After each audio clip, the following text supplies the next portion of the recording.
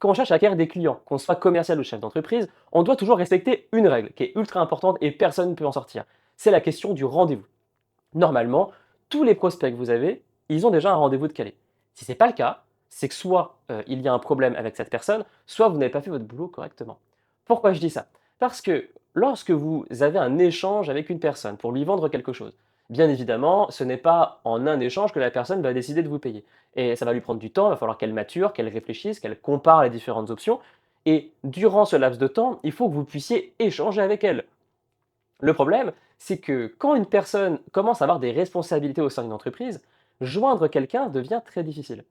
L'appeler, lui envoyer des mails et même se déplacer directement au sein du bâtiment, eh ben, c'est pas forcément évident. La personne, elle court partout, elle est peut-être en déplacement, elle est peut-être déjà en rendez-vous, ce qui fait qu'au final, ne serait-ce que pour pouvoir commencer à continuer à échanger avec elle pour venir lui vendre votre produit ou votre service, eh bien, vous allez vous retrouver bloqué.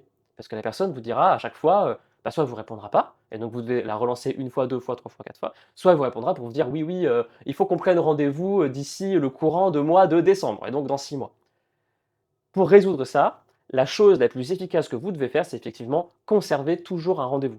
Quand vous êtes en rendez-vous avec la personne et que le rendez-vous se termine, automatiquement, est-ce qu'on ne se calerait pas un rendez-vous? Si vous êtes au téléphone avec quelqu'un et que la personne vous dit qu'elle est intéressée, ok, est-ce qu'on ne se calerait pas un rendez-vous? Et dans tous les cas, vous devez caler ce rendez-vous. C'est super important. Que ce soit un rendez-vous téléphonique, en visio, en présentiel ou quoi que ce soit, même si la personne vous dit oh non, non, non, mais écoutez, on ne cale pas de rendez-vous, moi ça ne m'intéresse pas, je reviens vers vous.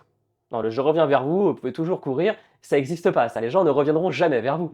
Donc, même si la personne vous dit je reviens vers vous, vous devez insister et lui dire est-ce que je peux au moins sur mon agenda caler une date avec vous sur le moment où je dois vous rappeler?